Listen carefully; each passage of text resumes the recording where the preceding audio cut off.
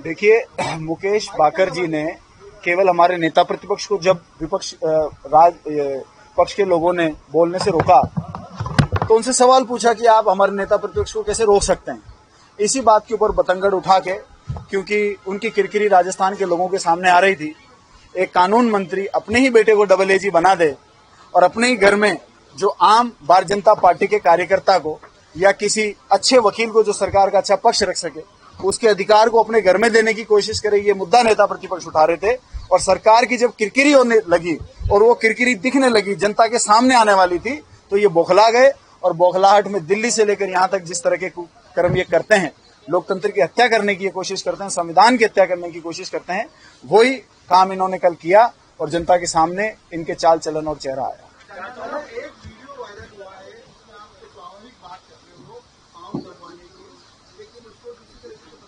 हाँ, देखिए, बिल्कुल ये मेरा वीडियो है।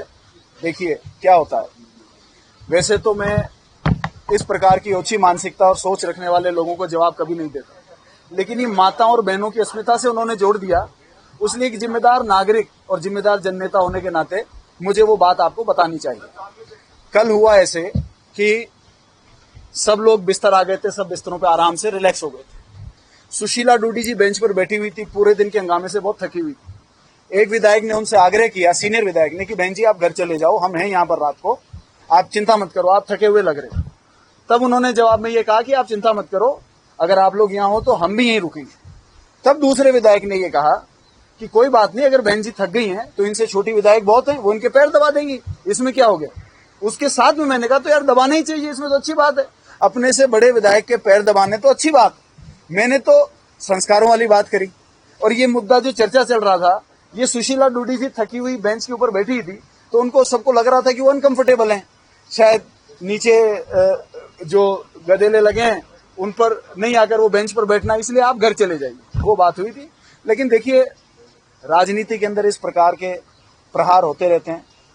भारतीय जनता पार्टी के पास में कोई मुद्दा बचा नहीं है, इसलिए वो इस प्रकार के पहले का काट के, बाद का काट के, बीच का चला के, उसका अर्थ का अनर्थ करके चला रहे हैं। और ये जनता के सामने आ चुका है। देखिए, ये तो निश्चित है कि मैं इसका जवाब नहीं देता, लेकिन मैंने जवाब दिया एक जिम्मेदार नागरिक होने के नाते। और दूसरी बात, जिन्होंने भी इसमें उत्तेजना दिखाई है और मेरी छवि को दुलमिल करने की कोशिश करी है, उनको मैं कहना चाहता हूं कि मेरे पिताजी एक बात कहते थे कि गुजर झगड़ा 3 पीढ़ी तक चलता है, 3 पीढ़ी 100 साल चलती है। तो अगर मेरी निजी छवि बिगाड़ने के लिए कुछ लोगों ने जल्दबाजी में इस काम को किया है और वीडियो को काट कर एडिट करके, तो मैं चाहे 10 साल में, चाहे 20 साल में, चाहे 25 साल में उनकी गलती का उनको एहसास जरूर करूंगा। ये मेरा आपसे वादा है।